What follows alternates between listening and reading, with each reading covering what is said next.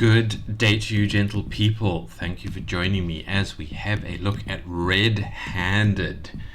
This is an interesting game along the lines of Super Hot. If you know Super Hot, then you know a fair bit about how this game works. It is a different game, with slightly different mechanics, slightly different graphics, all of that kind of good stuff. And it just runs in your browser. The link is in the description if you want to come give it a go. I like it a lot. I think it's a fantastic game for this kind of gameplay. I think it is very, very well implemented, and we're going to have a look at the gameplay mechanics now, and then we'll give it some critique afterwards. So, like I said, come and give this a go if you're interested in giving it a go. But watch on, and we'll have a look at how the levels unfold, and we'll give it some critiques afterwards. The first critique is that there is no kind of start menu or anything like that to run access into the game. You just click start game from the Itch.io page and it drops you right into your first round, which you then, because you don't know what the hell's going on, you then lose. But the game is meant to be rapidly repeatable, so we do have kind of roguelite mechanics running in where you can just hit R and retry the level that you are stuck on over and over again. And then people do speed runs and things like that. It's registered on speedrun.com and all that kind of stuff. So fun times lie ahead of us. Let's press R and jump in. So we are the guy with the gun. There is our progress bar at the top, and we need to take down 3 guys, and then we win the level and we get taken to the next level. And that sort of thing, we can move around with WASD and all that kind of stuff, and we look around with the mouse. That's the basic gameplay mechanic, and then each level obviously adds a few more mechanics and gets more and more complicated as we go on to keep the interest levels up. So let's hit space to go to the next level. And then we are given information on how to play at the top here. So in the bottom left corner, you can see we have 2 bullets. That is the number that it changes from level to level. We can also kick. I think you only really get 1 kick per level. I'm not sure if the kicks are displayed anywhere about how many you get, but I did notice that I could only sort of kick once. So you can't run around and just kick everyone. But you can kick down a door. So we're going to kick down the door, the timer is going to start, and then we are going to have to make sure that we get rid of any enemies that are still standing after we kick down the door. So right click to kick. Boom. We've taken down 1 guy, and then kadoom. Aiming really bad in Kadum. We take down the other guys and we bust in, and here we have the 3 guys we're taken in. That was the end of that level. So the door hits the middle guy, and we have two enemies on the side there, and a television set for some reason that we can't shoot because we're out of bullets. So let's press space and go through to the next level. And here we have glass looking down at some enemies, and we're dropping in, and we can right click to destroy the glass, or we can shoot the glass. And I'm wondering, if we shoot through the glass at someone, does that count as a hit?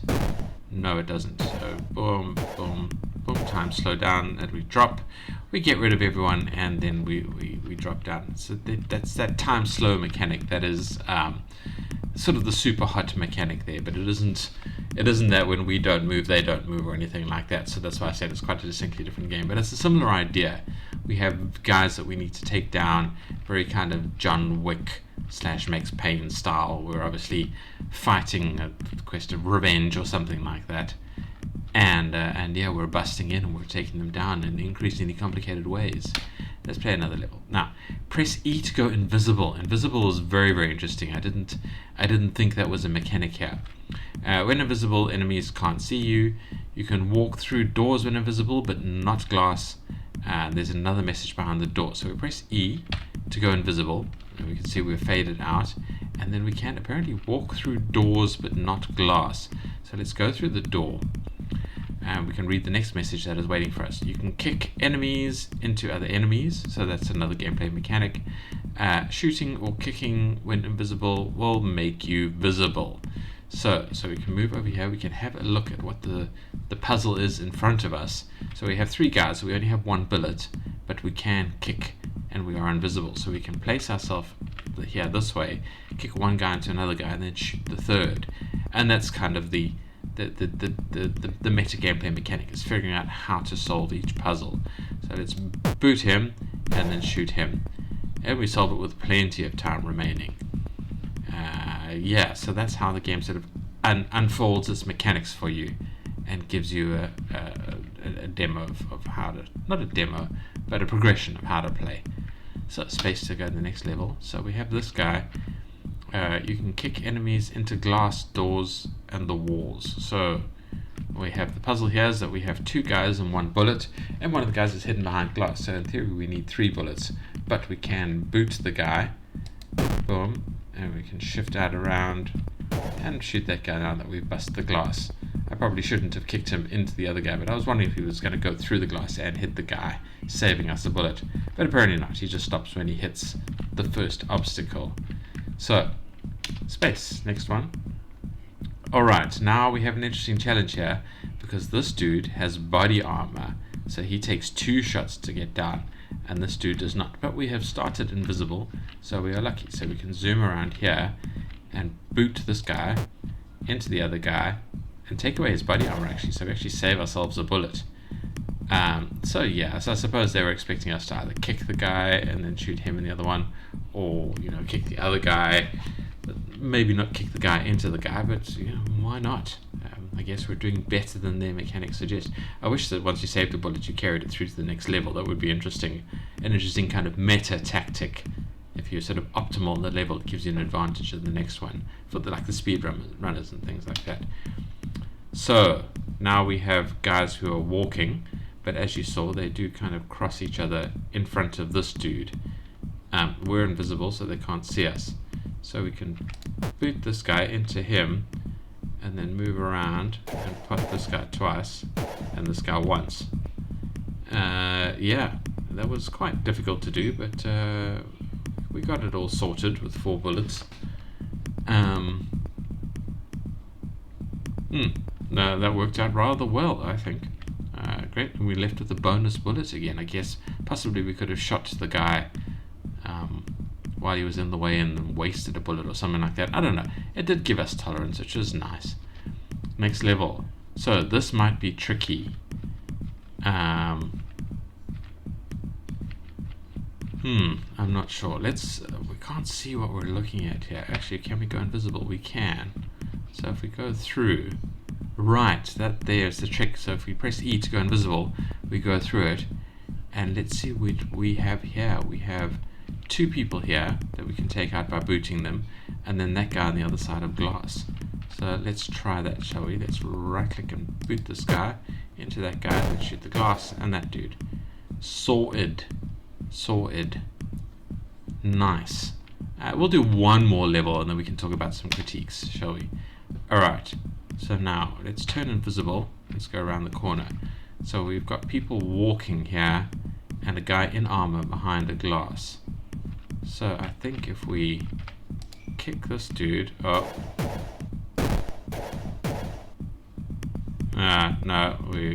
Oh. Okay, I did not think we took that guy down.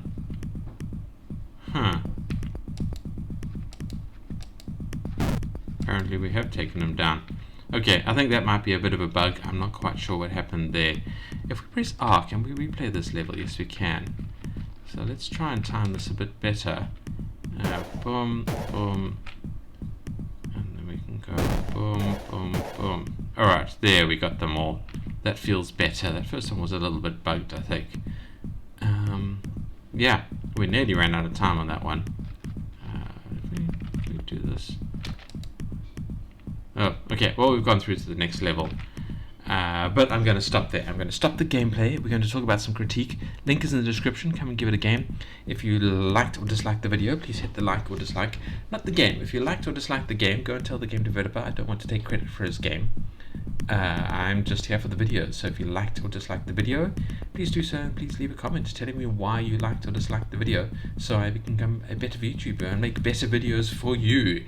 And I'm hoping it's for you because I'm hoping you're subscribed. If you want to see indie game videos every day, plus some other videos that I have plans for, yeah, hit that subscribe button, and I'll look forward to seeing you in the next video. If, however, you are here for the critiques, well, first of all, obviously, as I said, there is no UI, no quality of life controls, nothing like that. Pressing escape just takes us out of the zoom in. Yeah, we need quality of life controls here. This has confused it. Alright. Oh, we can grab people now. That's the new thing, but this is confused and it's not letting me turn properly. But that happens with these web things sometimes. Press F to grab enemy.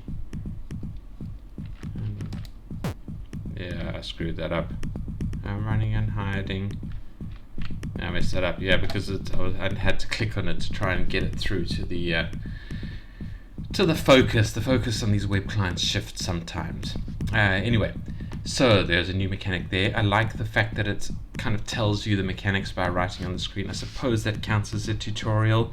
It's sufficient for this kind of game. I still think it could do with more tolerant tutorial levels, like a training level or something like that. Just for the really, really novice people who are, first trying something like this out, who've never really played a first-person shooter before, anything like that. Because you have to remember, for these web games, people who have never played a game properly before might come and play the game. So you really need to start with that perspective in mind. Really hold their hands until they've got their feet on the ground in a new environment, a new space for them. So yeah, that's what I'm always on about tutorials, and always on about making the starting point of your game very, very friendly, very comfortable. Let's get more gamers in here. We need more gamers. We need to be a powerful contingent in the global space, because gaming is really, really powerful that way in terms of expressing complex ideas to people who need more complex ideas expressed to them, so they see the world with a broader mind. Anyway, so that's it for the UI critiques. The sounds are not bad. I think the let's grab this guy and kick him into that one. Now you see, I think okay, so I can actually shoot through him. That's fine. I wasn't sure about that. But that gun shot needs to be deeper and bassier and more in your ears, more loud, because guns are loud things and powerful things. We need to express that in the game sounds. I wish there was a button to take us back to the first level. I suppose I can escape and restart. Just run game. And we drop in here. And we go. See, it just goes. I don't want that one. I want really loud bang in your ears. People need to understand that guns are big, scary, loud things. So yeah, and also this beat behind the thing. I hope it's coming through to the recording. This da-dum. Like, I get it. It's nice. It's sort of high energy. It's sort of talking about danger. I don't know. Can it be spread out a bit more? Can it be a little bit more significant? I mean, like, as an example, sort of this carrot to me, because I'm playing it. The Cyberpunk 2077 music is really good. That swells in when you get into a combat scene. So you want to move towards that, but I suppose this is kind of very, very lightweight to load in, and probably very copyright free. So I don't know. It's not bad. I quite like the music. I think the gun sounds can be a bit more viscerally pleasing. The music is quite nice. Again, it could be sort of a bit deeper, a bit broader, a bit more musical, but it's not bad. It gives the tone quite well. The artwork's fantastic. I love the way this looks. It's very sort of minimalist form. It's very, very clearly inspired by Superhot and those kinds of games. I think it's done a good job of it. Yeah, it's not bad. Gameplay, I like the gameplay. You have these kind of puzzle mechanics of figuring out the way to complete a room. The speedrun mechanics where you reset very, very quickly. You can optimize for that and kind of, I assume it gives you a score at the end of the whole thing. It's very, very good mechanics, both for the basic gameplay and for the sort of the extended gameplay of trying to do speedruns and things like that. I like it a lot. So really, it comes to the immersion. I'd love to know what the storyline is. I don't think there is one, even in the let's just reload that. Even in the itch.io page, it's not telling us what's going on. It's a little weird that it says a stealth game where you have to get caught, because the idea is that you don't have to get caught. You have to take them all out before they catch you. I don't know, maybe there's something meta there, or maybe he means you have to be seen by the enemies before you start playing. I don't know. I'm not quite sure what that means, but it is very, very good.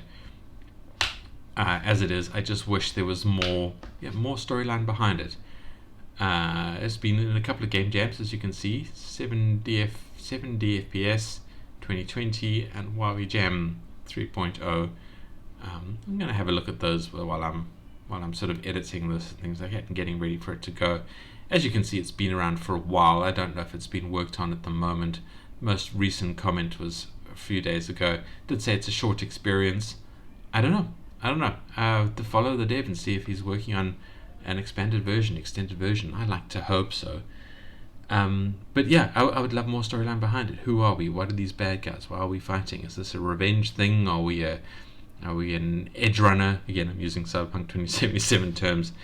Trying to do a job. What is the storyline here? And how well is it doing on speedrun? It might be also interesting to know. But I like it. I like it a lot. There is a download version that might be a little bit more smoother and more stable than the web version, but the web version worked fine for me. Tried it on Firefox, tried it on Chrome. It was absolutely smooth. So yeah, give us some more story, give us some more quality of life controls, give us a better gun sound. I think that would take this game to the next level. And I hope it's still being worked on, and I hope, or at least an expanded version is being worked on, and I would like to see it more in the future. And that's all I'm going to say about it. So thank you for watching. I hope you enjoyed this. I hope to see you in the next video, and I hope you have fun playing this game. Goodbye.